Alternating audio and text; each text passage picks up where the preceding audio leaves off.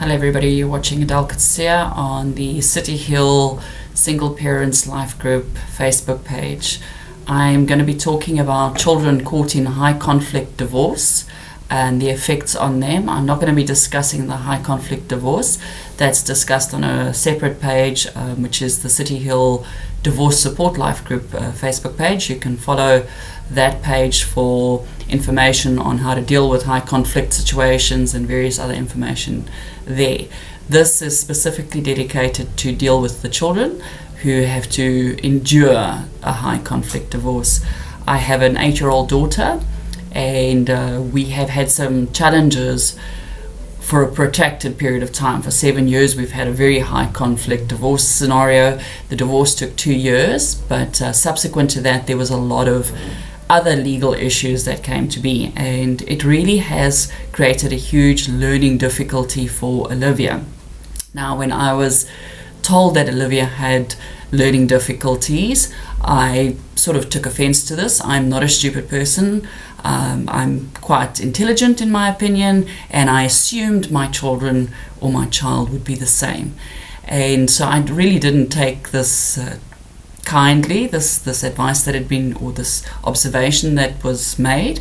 And in 2014, when Olivia was in grade R, they identified that she was not on par with her peers. She was emotionally below average. And they figured this out because she would cry if she was reprimanded, which I thought for a 5-year-old was pretty normal, but she was in a private girls' school in Edenvale, and this was not acceptable. So she wasn't held back in grade R. I did not agree with that. So she was moved on to grade 1 in 2015. And after 7 weeks in grade 1, we again had a meeting, and they said to me that they had allocated her a remedial teacher in class, and I needed to take her for speech therapy and occupational therapy. It was a surprise because everybody who knew Olivia would not have said in a personal environment that she needed help to the degree that the school was putting it forward.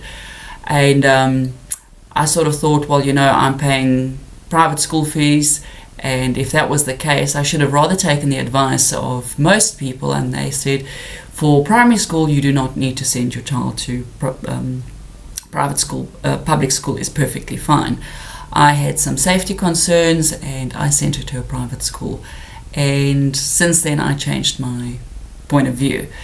But my time's up for today, and I'm going to be speaking about it for the rest of the week in terms of what you can expect with high conflict divorce, the effects of children, and what I specifically did. And it has made a remarkable difference in our lives, and she is not challenged in any area where she was deemed to be having learning difficulties. But we'll chat about that again tomorrow. Thank you.